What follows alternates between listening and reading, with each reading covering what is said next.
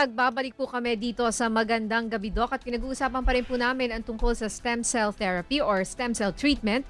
Kasama pa rin po natin si Dr. Samuel Bernal and syempre ang aking co-host si Dr. Luisa.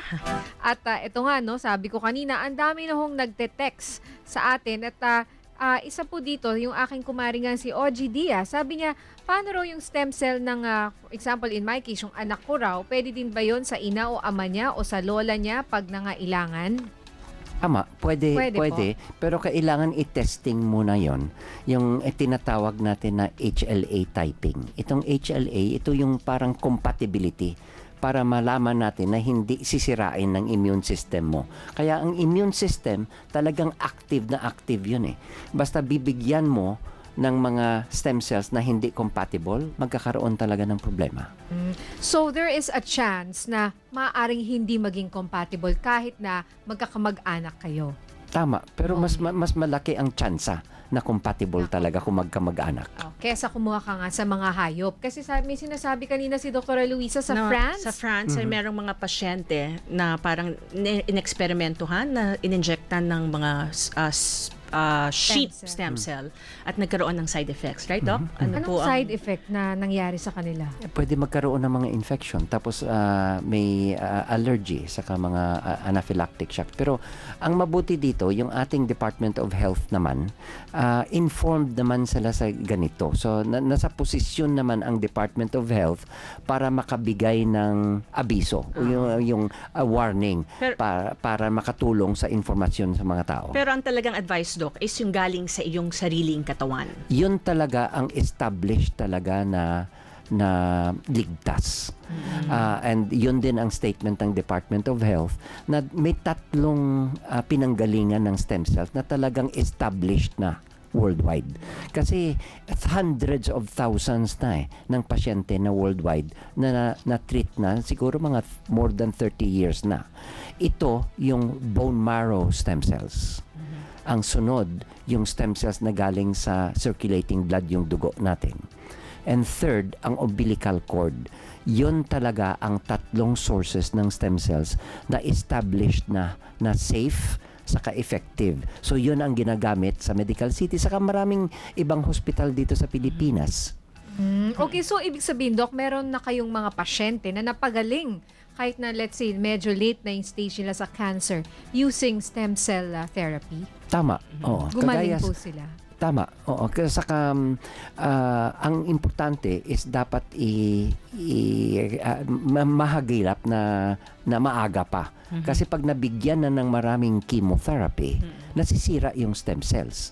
So, dapat i-kolekta muna ang stem cells bago bigyan ng chemotherapy o radiation yung pasyente. Isa yun.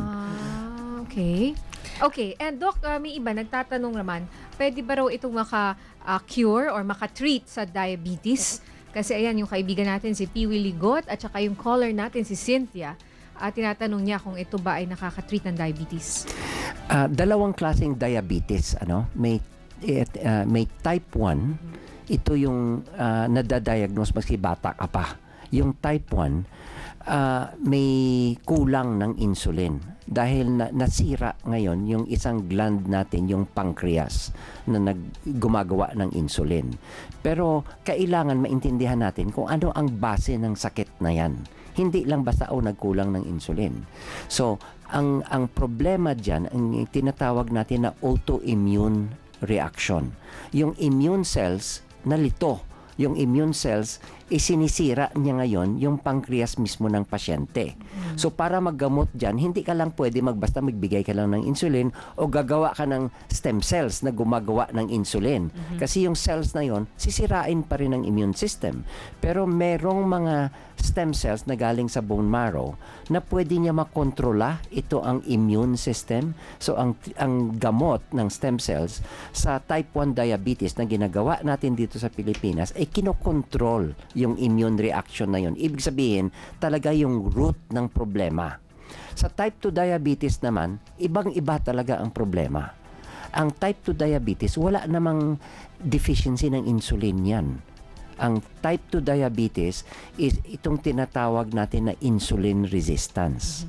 Pero ang insulin resistance, hindi rin yun ang kompleto na istorya sa diabetes.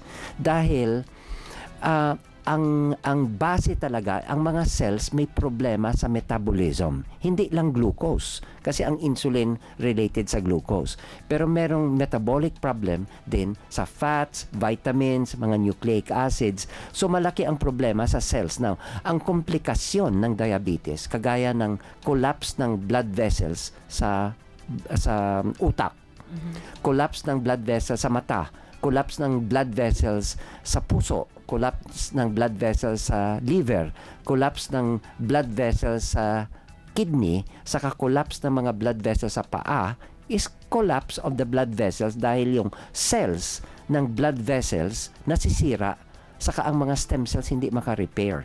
So ang ginagamit namin dito, at marami ng pasyente na naggamot dito sa Pilipinas, talagang kinukuha yung itong stem cells na specific para sa mga micro blood vessels. Ang ibig sabihin nun, yung endothelial progenitor cells.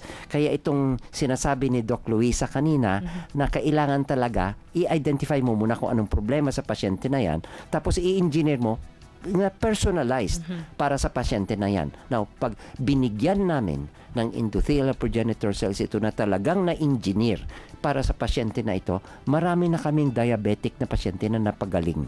Na-reverse? Na-reverse ang mga problema nila, pero walang dalawang pasyente kasi na pareho eh. Kuminsan mas mabilis ang pag-repair ng paa nila, kuminsan mas mabilis ang pag-repair ng puso, o kuminsan ang brain. So kailangan ang leksyon para sa na natutunan ko sa eksperyensya dito, kailangan talaga i-customize mo ang treatment sa pasyente. Ayun. Sir, ano po ang mga limitations nito bago po tayo matapos? Para kanino at kasi I'm sure hindi naman lahat po magre-respond. Tama po ba? So, Tama. ano po ang limitations ng stem cell therapy? Yeah, ang una, mahirap gawin ito eh. Yeah, kagaya sa Medical City, ang laki-laki na ng laboratory. And at pinaka-advanced na equipment na hindi mo makita sa ibang bansa, nandito sa Medical City. Hindi pa yun sufficiente para magawa ito. Kailangan ko pa ng chemistry department ng Ateneo. Kailangan ko yung biochemistry ng UST. Kailangan ko ang UCLA. Kailangan ko ang Harvard. So ang teknolohiya para mapagawa mo talaga na ma-engineer mo itong mga cells na ito, mahirap, talagang mahirap. Pero So, pwede na pong gawin dito sa Pilipinas. Tama po, right? ang teknolohiya dito sa Pilipinas mas abanse pa kaysa sa ibang bansa. Dahil ang makina kasi mabili mo yun eh. Pwede mo bilhin yun ang makina. Ang problema sa stem cells, hindi mo ito ma-mass manufacture, hindi kagaya ng penicillin or mga chemotherapeutic drugs. Kailangan talagang alagaan mo ito eh, na parang bata eh, na sa incubator. Ang bentahan natin sa Pilipinas, yung tao, yung mga scientifico natin na pwede gumawa nito para ma-engineer nila isa-isa. Ito ngayon ang mahirap gawin sa Amerika. Mahirap gawin sa Europa. Ang office ko talaga nasa Amerika. Sa kami headquarters ako sa Europe. So, ang mga materials, mabili mo yon. Ang makina, mabili mo yon. Ang hindi mo mabili, yung mga tao. Skills. Yeah, no? yung skills. Saka yung mga tao na yung willing na magtrabaho na mabusisi. Saka yung kailangan may tender loving care na pag-alaga nito ng mga cells. Kasi parang kuminsan nagtatampo ito mga cells. Okay. Ang pinakamagaling dyan na nakita ko, dahil marami na akong estudyante na turuan sa Amerika, sa Europa, ang pinakamagaling na nakita ko, ang mga Pilipino. Ayun, Wow. napakagandang Oo way nga, to end and- our show, Doc. Naku, Wala na po talaga tayong oras. Maraming Kapos po, salamat. Doc. No, let's invite him again Yes. when he's in Manila. Again. And again and again. No, Doc? Pero gusto ko lang bago tayo matapos, mabilis lang niya, si Dr. Bernal po ay gumagawa ng molecular profiling dyan po sa Medical City. Ibig sabihin nun, imbis na magpa-chemotherapy ka lang, is aaralin nila kung saan kang gamot magre-respond bago ka magpa-chemotherapy. At yung pong tinatawag nating adaptive immunotherapy, so nire-engineer niya yung immune system sa labas para siya, alam niya specifically kung ano ang pwedeng type of cell na lalaban dun sa cancer cell na meron ka. So makokontak po natin si Doc sa telephone number, siguro flash natin sa screen. Or TG. sige, or mamaya. Mamaya, No? oo. Anyway, maraming salamat Dr. Samuel Bernal ng The Medical City at founder and chairman ng Globe Tech Pro Science Foundation. Of course, Dr. Luisa, thank you. Yes, thank you po, Dr. Bernal. My pleasure. Hanggang po sa susunod na Webes mga kapamilya, ito po si Dr. Luisa, ang inyo pong kaakibat sa kalusugan dito po sa DZMM. Ako po si Nina Corpus. Susunod na si Alvin and Saul sa SRO.